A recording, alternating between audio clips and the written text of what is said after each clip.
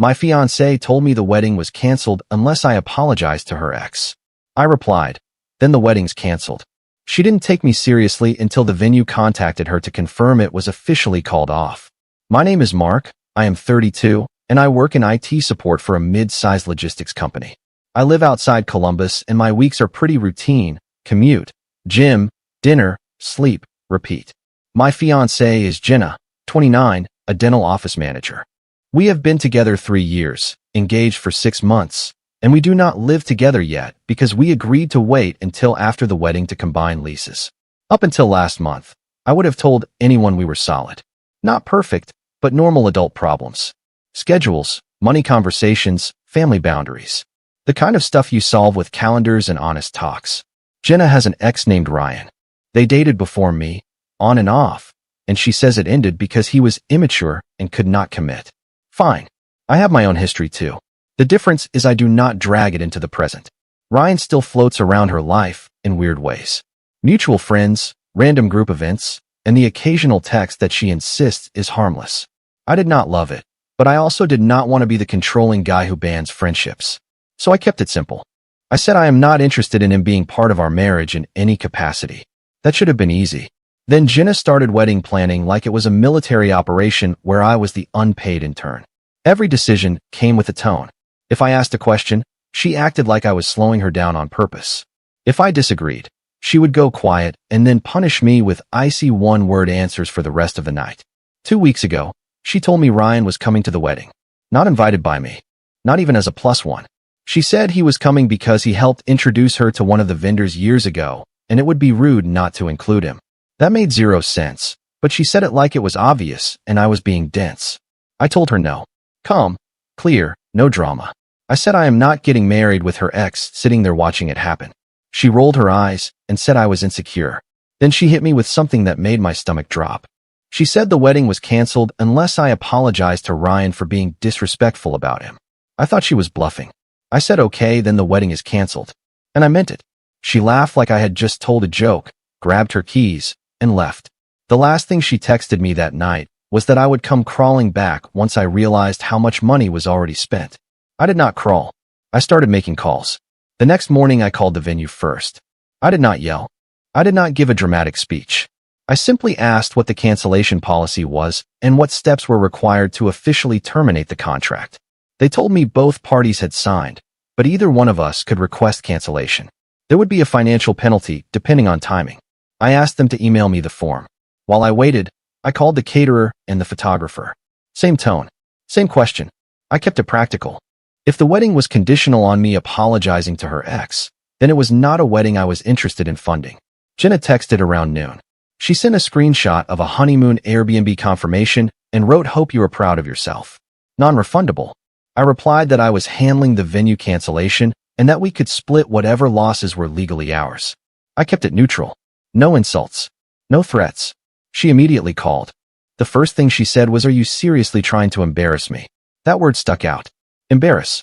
I told her I am not apologizing to a man who has no place in our marriage. I also said if she truly believes the wedding should hinge on that, then canceling it is the logical outcome. She shifted tactics fast. Suddenly, it was not about Ryan. It was about me disrespecting her judgment. She said I was making her choose sides and that healthy adults do not give ultimatums. I reminded her she gave the ultimatum.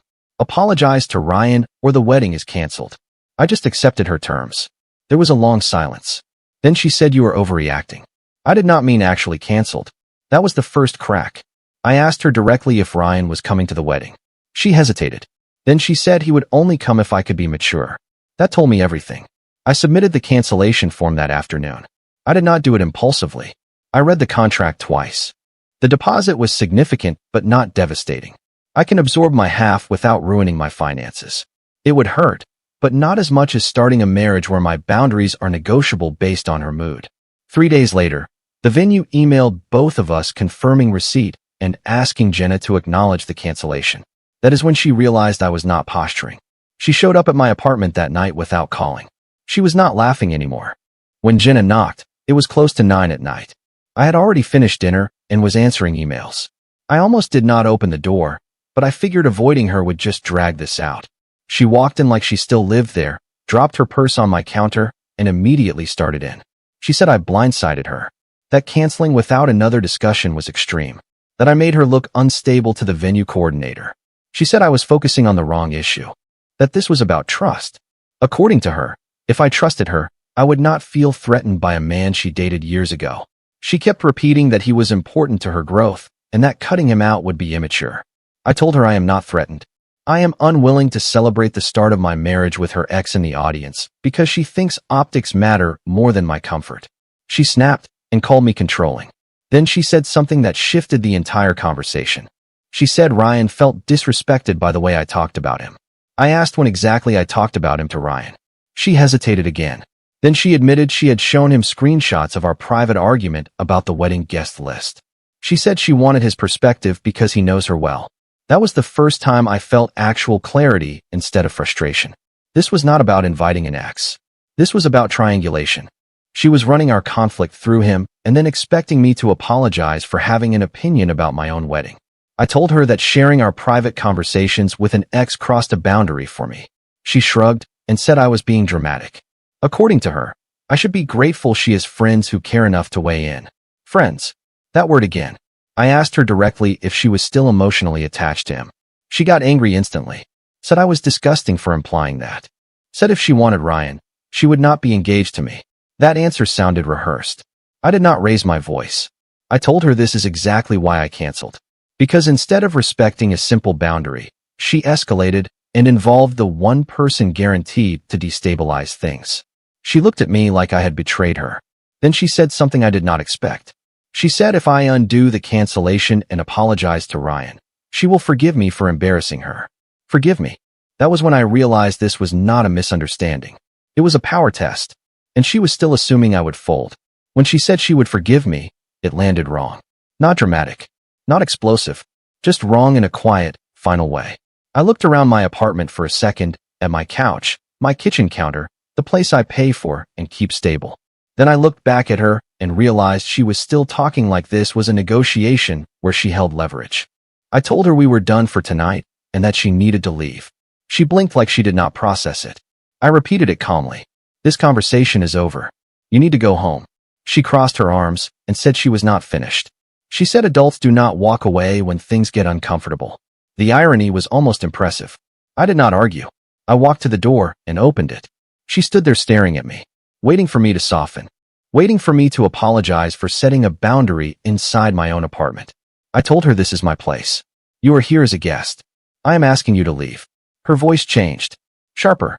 She said I was trying to intimidate her, that this was emotionally abusive, that canceling the wedding and now physically removing her proved I was unstable. I stayed calm. I said there is nothing unstable about asking someone to leave your home when they are disrespecting you. She grabbed her purse but did not move toward the door. Instead, she tried one more angle. She said if I force her out, we are really over. That was the second power test. I told her yes. If that is what it takes for you to understand I am serious, then yes. She stared at me for a long moment like she expected me to crack. When I did not, she walked past me and into the hallway. Before leaving, she turned and said you are going to regret this when you realize you threw away a marriage over your ego. I said I am not throwing away a marriage. I am refusing to start one like this. Then I closed the door. I locked it. Not dramatically, just mechanically. I stood there for a minute afterward to make sure she was actually gone and not waiting for me to reopen it. She texted 10 minutes later. Long paragraphs about how cold I was, how disappointed her parents would be, how people would talk. Not one sentence about respecting my boundary. That was when the calm really set in. Because if kicking her out of my apartment felt like relief instead of panic, that told me everything I needed to know. After I locked the door, the messages kept coming. At first it was anger. Then it shifted to guilt. She said I embarrassed her in front of the venue coordinator. She said her mom was asking questions. She said people were going to assume she did something terrible. I noticed something. Every text centered on her image, her humiliation, her inconvenience. Not once did she say she understood why I was uncomfortable with Ryan being involved in our relationship. Around midnight, she called 3 times in a row. I let it ring out. I was not going to have another circular conversation where she reframed my boundary as aggression. The next morning, there were more messages. This time she was calmer. She said we needed to fix this before it got out of hand. She suggested we meet for coffee and talk like adults. She also added that Ryan thought this whole thing was a misunderstanding and that he was willing to accept my apology privately if that made it easier. That line did it. The fact that he knew enough details to have an opinion meant she was still feeding him updates in real time. Our relationship was apparently group chat material. I responded once. I said I am not apologizing to him, and I am not continuing a relationship where my fiancée prioritizes her ex over basic boundaries. I wish you well. She immediately replied that I was being dramatic again and that blocking her would prove I never loved her. I did not argue. I did not explain further. I blocked her number. Then I blocked her on social media. Instagram, Facebook, even LinkedIn because I know how these things go. I did not want indirect messages, public posts aimed at me, or mutual friends acting as messengers. It was not done in rage. It was strategic. If I left one channel open, she would use it to pull me back into debate. And debate was her strength. She thrived in gray areas where she could reframe things until I was defending myself instead of addressing the original issue. Blocking her was not about punishing her. It was about ending the cycle cleanly. An hour later, my phone lit up with an unknown number. I let it go to voicemail. It was Ryan. I stared at the voicemail notification for a full minute before listening to it. Ryan's voice was calm. Too calm. He said he heard things had gotten out of hand and that he did not want to be the reason a marriage fell apart. He said he respected me and hoped we could clear the air man to man. That phrasing alone told me this was not accidental involvement. He felt entitled to step in. He also said Jenna was really upset and that she tends to react emotionally when she feels cornered. He framed himself as the reasonable one, the mediator. I did not call him back. Instead, I saved the voicemail and took a screenshot of the call log. Not because I planned to escalate anything, but because documentation matters when stories start shifting. About an hour later, my sister texted asking what was going on. Jenna had apparently called her crying, saying I abruptly canceled the wedding over a minor guest list disagreement and then blocked her without explanation. That was fast. I called my sister and gave her the short version. No dramatics. Just facts. Jenna invited her ex to the wedding against my wishes. She shared our private arguments with him. She demanded I apologize to him or the wedding was off. I accepted that condition. My sister went quiet for a second and then said that is not a minor disagreement. Exactly. By mid-afternoon, Jenna tried reaching me through email. Subject line, please just listen. I read it once. It was more of the same. She said she felt attacked and unsupported. She said Ryan was only trying to help. She said blocking her was cruel and immature. She also slipped in that canceling the venue without her agreement could have legal consequences for me if she decided to pursue damages. That part was interesting. Not because I was worried. The contract clearly allowed cancellation by either party, but because it showed her mindset. This was no longer about repairing anything. It was about leverage. Late that evening, Ryan texted again from a different number. He said avoiding the conversation makes you look guilty. I blocked that number too. At that point, a pattern was obvious. Jenna was not trying to fix our relationship privately. She was building a narrative where I was unstable and unreasonable. And Ryan was not a bystander. He was participating. That confirmed something I had been hesitant to say out loud. This was never just about a wedding guest. It was about whether I was willing to compete with her ex for influence inside my own relationship. 2 days passed without direct contact because I had closed every door she tried to use. That did not stop the ripple effects. A mutual friend, Kevin, messaged me asking if I was okay. He said Jenna told their group chat that I had a jealousy issue and sabotaged the wedding after spiraling over nothing. According to her version, Ryan was invited out of courtesy and I reacted like she had cheated. I called Kevin instead of texting back. I laid out the timeline in simple terms. She invited her ex. I said no. She made the wedding conditional on me apologizing to him. I accepted. She involved him in private arguments. I ended it. Kevin was quiet for a while. Then he said that was not how she presented it. Of course it was not. That afternoon I received an email from Jenna's mother asking if we could talk. It was polite but pointed. She said marriages require compromise and that pride should not ruin a future. That word again. Pride. I responded respectfully. I said this was not about pride. It was about boundaries and trust. I told her I was not comfortable marrying someone who involved her ex in our conflicts and made my participation conditional on appeasing him. She did not reply. Later that night, Jenna showed up at my apartment building again. I know because my downstairs neighbor texted me that someone was buzzing repeatedly. I did not answer. I had already made it clear she was not welcome. Instead, she sent one final email. It was longer than the others. Less angry. More strategic. She said she was willing to uninvite Ryan if that is what it took to move forward. But she needed reassurance that I would not humiliate her like that again.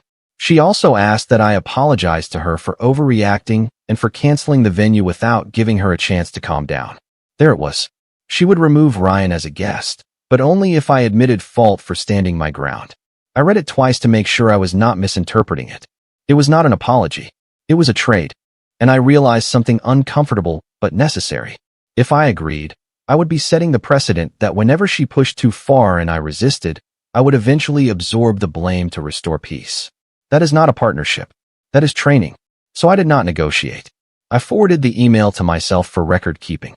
Then I contacted the venue one more time to confirm the cancellation was finalized and non-reversible without a brand new contract. They confirmed it was closed. There was no going back now. Not administratively. And not personally.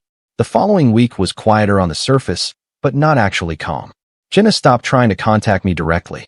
Instead, I started hearing secondhand updates. A co-worker of hers apparently told a mutual acquaintance that I had cold feet. Someone else heard that I was insecure about her past and could not handle being with a woman who had history. It was interesting how consistent the framing was.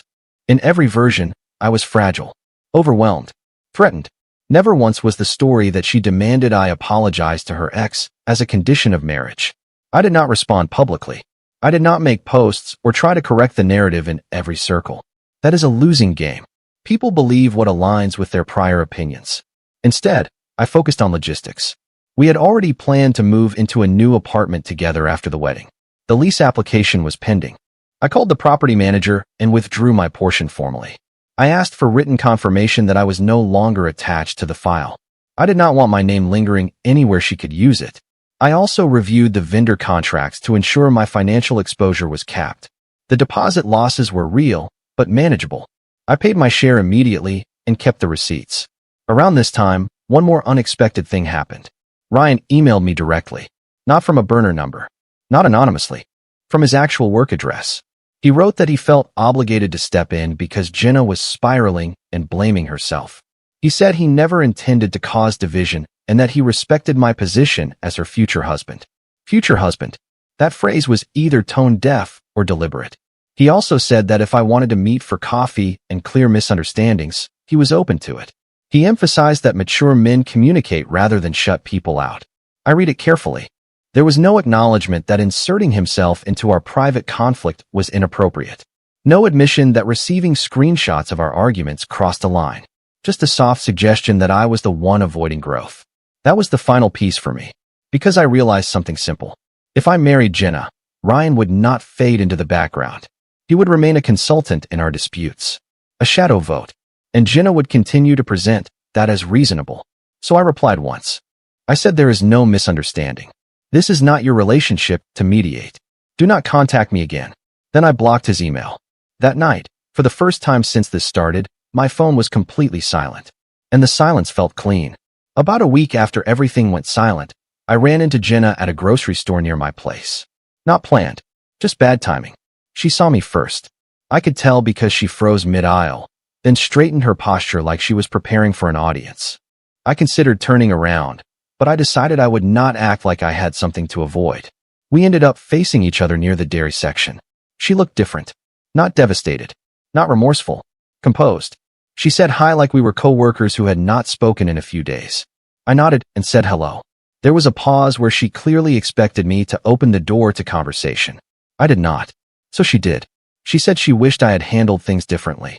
That canceling publicly instead of working through it privately hurt her deeply. She emphasized publicly, as if I had posted a billboard instead of contacting vendors directly. I told her I handled it privately. Vendors are part of wedding logistics. They needed accurate information. She sighed and said, "You know what I mean." Then she said something that confirmed I made the right call. She said Ryan agreed that we both escalated and that with proper communication, we could have avoided this whole mess. There it was again. Ryan as evaluator. Ryan as judge. I asked her one final question. If we rewinded to that night, and I said I am not apologizing, would you have respected that without consequences? She hesitated. Not long, but long enough. She said I just needed you to show me you could put my feelings first. That answer was honest. And revealing. Putting her feelings first meant subordinating my own boundary. It meant accepting that her comfort with her ex outweighed my discomfort. I told her calmly that I am not interested in a relationship structured that way. She looked annoyed then. Not sad. Annoyed. Like I was being difficult for no reason. She said, "I guess that is it then." I said, "Yes. That is it." We stood there another second. Then she picked up her basket and walked away without looking back. I did not feel anger or regret, just confirmation. Because even at the end, she framed the issue as my failure to prioritize her feelings, not her failure to protect our relationship from outside influence.